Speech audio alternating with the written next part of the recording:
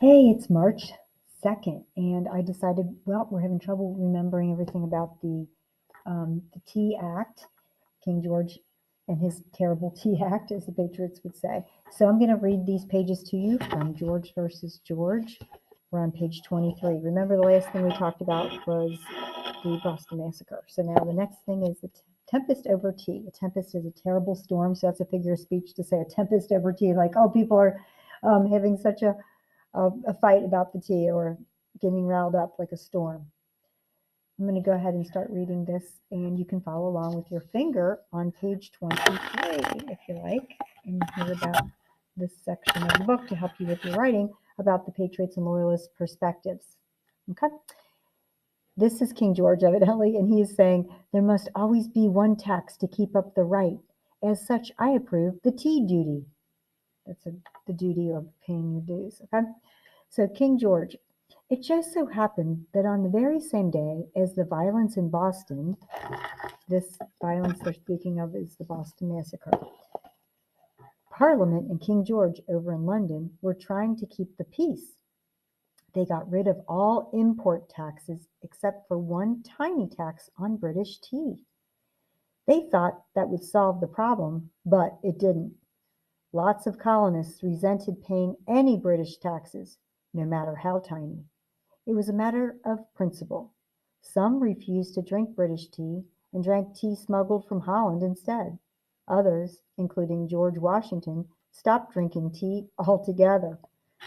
By 1773, let me get that, sorry, get this camera correct. By 1773, the British East India Company had so much unsold tea sitting around that it was about to go broke. To keep this tea company in business, Great Britain's Prime Minister, Lord North, proclaimed that absolutely nobody except the East India Company could sell any tea in America. You know, that's a monopoly, right? To convince colonists to buy the tea, prices were set so low that even with tea taxes, the company's tea cost less than any other tea sold in England or in America. The colonists loved tea, but most of them still thought this was taxation without representation. British tea either rotted in warehouses or got sent straight back to England, because they're trying to make a point that they don't want to be taxed without representation, even though it was cheaper than before it was taxed. Before long, Royal Governor of Massachusetts, Thomas Hutchinson, declared that unless the tax was paid, none of the tea shipped to Boston Harbor could be sent away. If the tea was not unloaded, ship commanders would force it on shore under the cover of their cannon's mouth. Let me read that part again. If the tea was not unloaded, ship commanders would, it has in quotes, force it on shore until under the cover of their cannon's mouth. That's exact words when it has those quotation marks. So he actually said he wants it forced onto the shore under the cover of the cannon's mouth. That is a figurative language too. He's saying the cannon's mouth, meaning with a gun to their heads that they're going to have to unload this or they're going to be in trouble. Okay, next page, we're on page 24. Put your finger at the top. You might have just thought about that and said, oh my gosh, the Loyalists have a point here, that it was so cheap. But then the Patriots have a point too, that they're not going to be bullied without representation. So it depends on if you're a colonist or a loyalist when you're writing your opinion. On the night of December 16th, 1773, some of the Sons of Liberty covered their faces and hands with coal dust, disguised themselves as Mohawk Indians, and very calmly filed on board 3 ships filled with tea.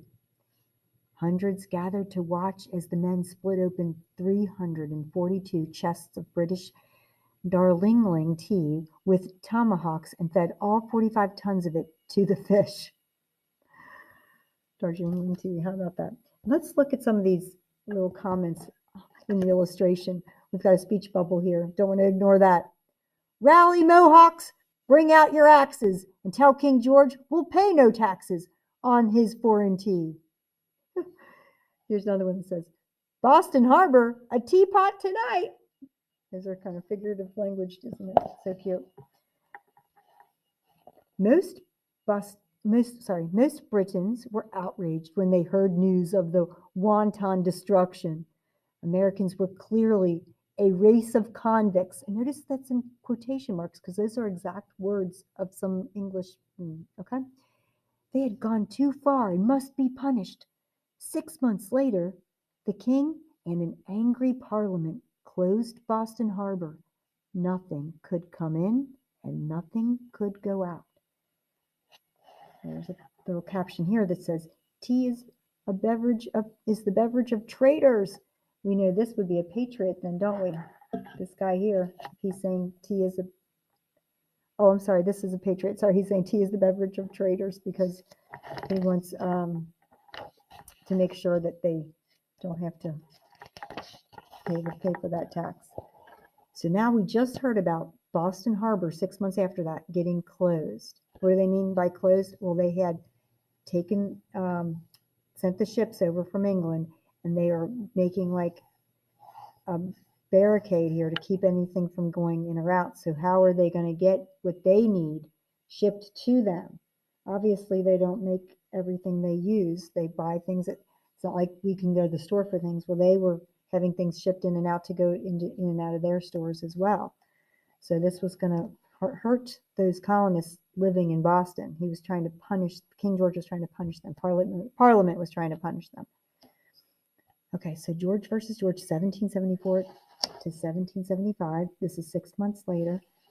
This says British ships of war blockade Boston Harbor. The port closure quickly put huge numbers of Bostonians out of work. People were afraid they would starve. Other colonies scrambled to help by sending food, clothing, and flocks of sheep. Of course, they got some of their wool for clothes from sheep. Americans smuggled in at least 5,000 chests of tea from Holland alone. They also smuggled in gunpowder. Bostonians began to think of war because the gunpowder is not going to be used for anything they need except to fight. As the siege continued, people from all over the colonies became more and more alarmed. If Boston was in such a sea of trouble, who was to say that worse things couldn't happen in Philadelphia or Williamsburg or Charleston? George Washington didn't approve of the Tea Party one bit, but he approved of the punishment even less. He was very concerned when he heard about this. Here's George Washington, and here's a thing he really did say. "I am ready to raise 1,000 men, subsist them myself at my own expense, and march at their head to Boston." Basically saying he would lead 1,000 men to Boston to fight back. Page, let's see, this would be page 20, 25, 26, 27. During September and October of 1774, delegates from all 13 colonies met together in one place for the first time ever at the First Continental Congress in Philadelphia.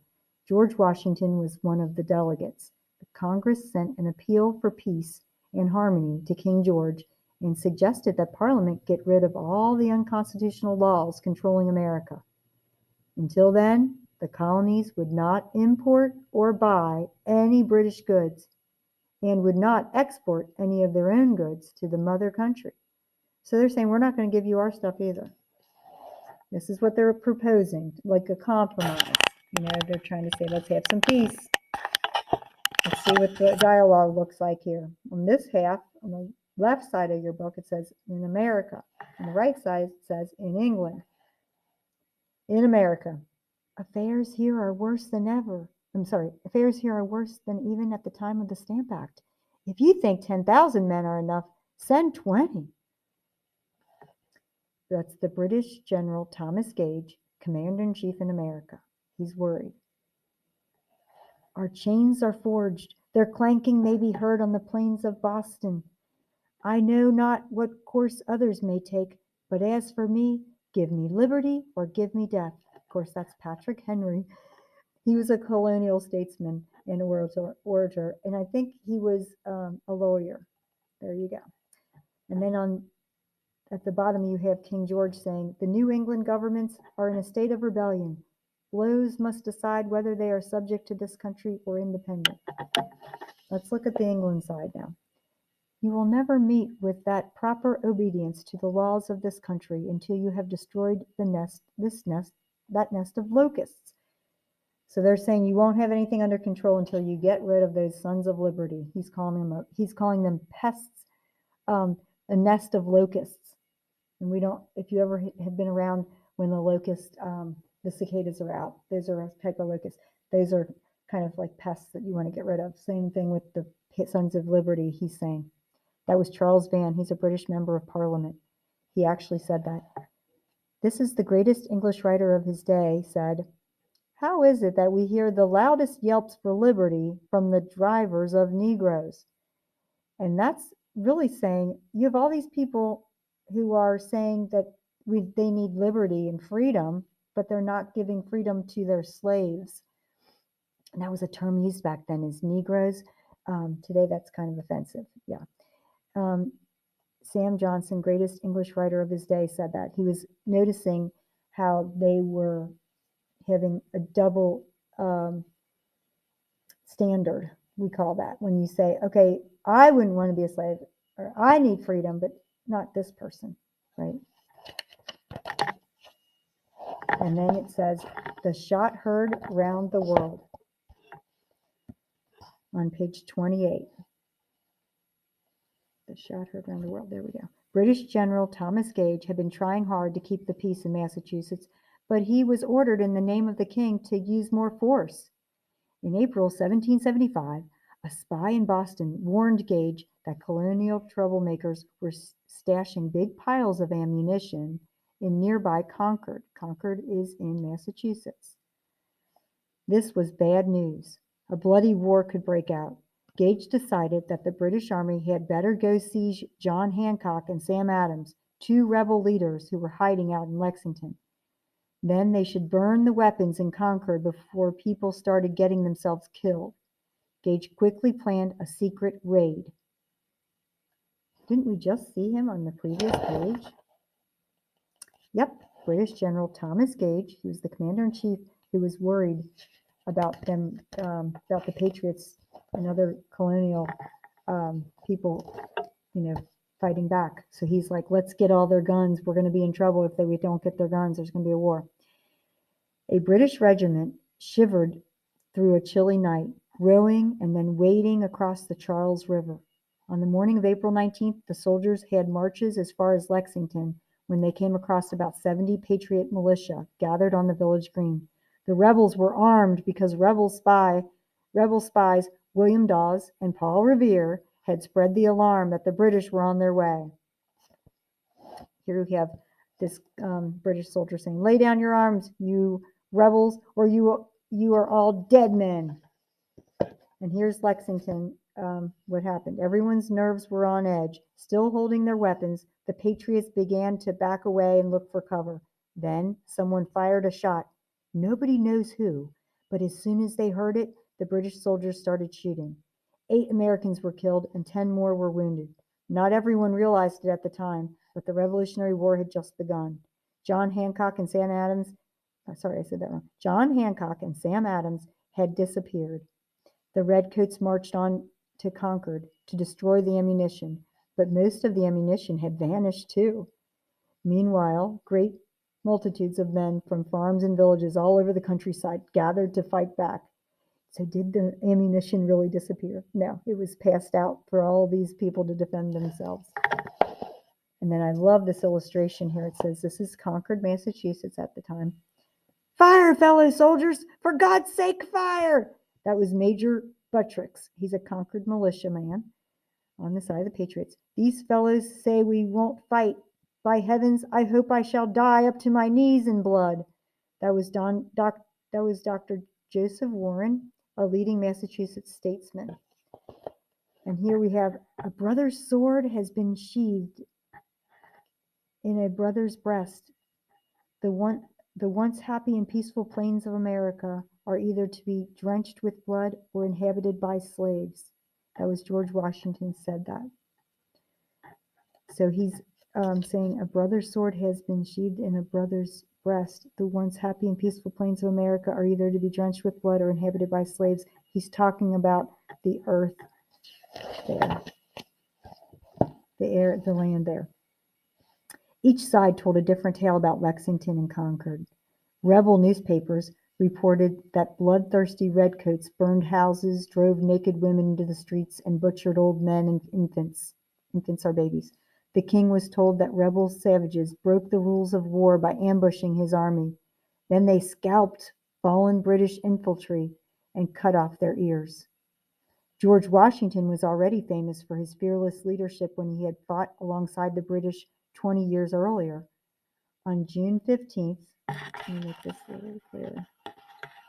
On June 15th, 1775, the Second Continental Congress gathered in Philadelphia and unanimously, that means everyone agreed, elected the 43-year-old Virginian to become commander-in-chief of their newly formed Continental Army.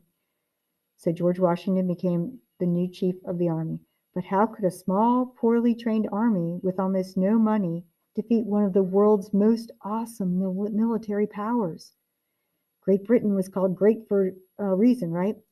Washington refused to accept any salary, asking only that Congress pay his expenses. George Washington was a wealthy man, so he didn't really need to be paid, I guess. I do not think myself equal to the command, but that was brave of him. The very next morning, long before Washington took command of his troops, the redcoats back in Massachusetts awoke to discover an amazing sight. In just one night, about 1,200 rebels had secretly built a massive fort atop Breed's Hill by Charleston. And down here it has, some say that the rebels' original plan was to occupy Bunker Hill, which was higher and easier to defend. This fight came to be known as Battle of Bunker Hill. Both sides fought fiercely until the rebels finally ran out of powder and ammunition. The rebels ended up losing the hill, but the British lost 92 officers, more than half their men, and more than twice as many soldiers as the rebels lost. That's a victory for us then, for the Patriots. And then here's a picture of Breed's Hill, and there's the rebels, and there's Bunker Hill where they're talking about. So it kind of matches. See how this is a text feature? This illustration matches what we just read to help you comprehend what happened. There's Charleston on fire. And then here at the top it says Israel Putnam. He's a rebel officer, and he said, "Don't fire until you see the whites of their eyes," indicating you better not fire your gun until you're up close enough that you know you'll kill them. I know that sounds really awful, doesn't it? Okay, sorry about that. Battle of Bunker Hill. From an absurd carelessness or ignorance, we have lost 1,000 of our best men and officers. William Howe actually said that. He was a British Major General. A dear bought victory. Another such would have ruined us. Henry Clinton, British Major General, said that. These people show a spirit as great as ever people were possessed of, as you must proceed in earnest or give the business up. Thomas Gage said that. He was the British general we had talked about earlier. He was worried about all this. And then if you get to this page on 32 and 33, these pages, they show how they show you what the uniforms look like, who was fighting. So these are the British forces and what they're fighting with. King George made it official. The colonists were rebel outlaws, misled by dangerous and ill-designed men, traitorously preparing war. Enough was enough. He had to show them who was boss. The king enlisted more troops in Britain and hired German troops too. He sent ships to blockade the American coast so the colonists couldn't get any outside supplies. Then his soldiers sat back to wait for the colonial army to fall to pieces. The king's war-hardened, brutally disciplined, and well-trained fighting force included 5 kinds of fighters. The British regulars, also called redcoats, the Hessians, these are about 30,000 tough, highly trained German troops. They were paid to fight for the British, who couldn't raise enough troops because they couldn't raise enough troops at home. And then the Loyalists, also called Tories. About 1 of every 5 American soldiers fought alongside British troops or acted as their guides or spies. Most were honorable people who risked their lives for the crown. Most, but not all, came from the privileged classes. Others were black slaves who hoped to gain their freedom by joining the army. So you can see the people that were on the British forces side. We have a few more here. Indians, a majority of Native Americans in the war fought for Great Britain, mainly because they didn't want the colonists to take away their land anymore. And then you have the British Navy. considered the world's finest naval force. Its 468 war vessels and transports moved almost unopposed up and down the east coast of North America to deliver fresh military supplies and food from England to the British troops. I think I skipped the regulars. Okay, the Redcoats, they're all senior officers were noblemen. Each step up the rank was bought for large sums of money. Privates usually enlisted for life. Most were recruited taverns, debtors, prisons, and slums, or were convicted of criminals. Though their pay was extremely low, every single one proudly wore an elegant, brightly colored uniform. Officers and privates alike looked down their noses at the Americans as backward peasants who couldn't be taken seriously. To them, George Washington was a rebel rouser, not a general. British officers addressed him as Mr. Washington instead of General Washington in their letters. In Europe, soldiers were taught that the fair and honorable way to fight was to march openly into battle in columns, line up in rows, shoulder to shoulder, and advance towards the enemy without firing a shot until they were close enough to be sure of hitting their targets. Since their muskets were not very accurate, they fired together all at once. Troops were traditionally trained to fight on flat land during the daytime in good weather. Nothing had prepared them to fight their way through the thick forests here, the raging rivers, and the mosquito-infested swamps and long mountain ranges like we have in the Smoky Mountains. And here's the rebel forces that were fighting. You have George Washington taking command of the Continental Army, the colonists' man fighting force on July 3rd, 1775 in Cambridge, Massachusetts. He immediately took steps to build a professional army. It wouldn't be easy. Washington despaired over the inexperience of his volunteers, the constant desertions. That means that they just gave up. Some of them just say, I'm out of here.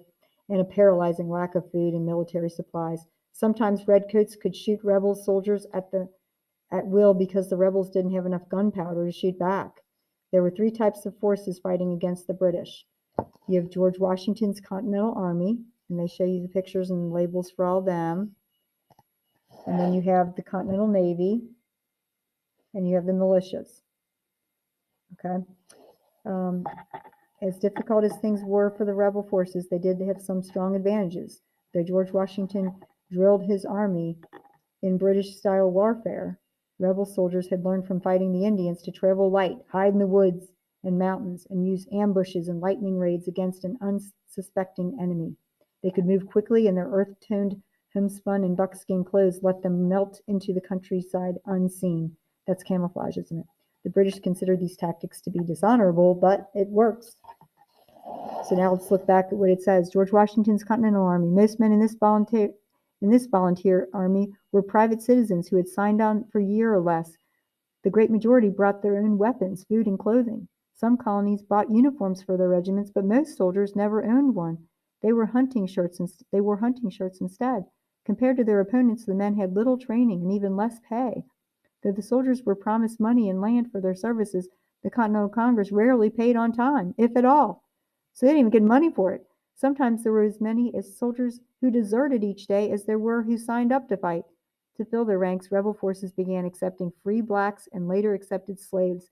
By the war's end, some estimated that about 1/4 of the Continental Army was black. The army also got a tremendous boost from the foreign volunteers, including experienced, quick-witted leaders from France, Germany, and Poland. So they were trying to get help now from the people that they weren't even treating very well. I mean, talking about their slaves. A handful of Washington's highest-ranking officers were brilliant leaders, but many were unfit for office and looted, sold army blankets, and disobeyed orders. The officers included a Boston bookseller, a breeches maker, I guess the people who make the pants, a horse dealer, a hat maker, an innkeeper, a blacksmith, an English corporal who had deserted, a preacher, a butcher, a farmer, a farmhand, a tanner's hand, a swineherd, and a dancing teacher. The Continental Army is a feisty infant navy defending the coast. At its height, it had only 57 ships. The Navy couldn't hope to challenge the huge British warships, so it tried its best to damage British trade and capture or destroy enemy vessels. The Americans also had a trick up their sleeves. They were getting extra help from as many as 1,697 privately owned armed vessels. These privateers preyed upon enemy merchant ships. George Washington was part owner of at least one of them. And then the militias. Since long before the Revolutionary War, many local areas and every colony except Pennsylvania had raised separate armed forces called militias to defend their communities from attack. Most of these soldiers had even less training than the men in the Continental Army, and their record was mixed. Let me see. I lost my place. Most of the soldiers had even less training than the men in the Continental Army, and their record was mixed. But militias played a critical role in every one of Washington's victories, and they were very effective in some other important battles as well. This was partly because their style of fighting was new to the enemies, but it was mostly because they could raise enormous numbers of men on short notice and outnumber their opponents. And here's one of the German soldiers. In the open field, the rebels do not count for much, but in the woods they are formidable. They lie like bacon hunters and slip from one tree to the other. They say bacon hunters because people go and hunt for the pigs when they would hunt. And then we start the next chapter with a new nation in 1776, and I'm going to stop there for today. Thank you very much for listening, and if you get interested in the next section, I'll record the next section for us to hear the next step of this about building a new nation. Thanks, guys. Have a great day.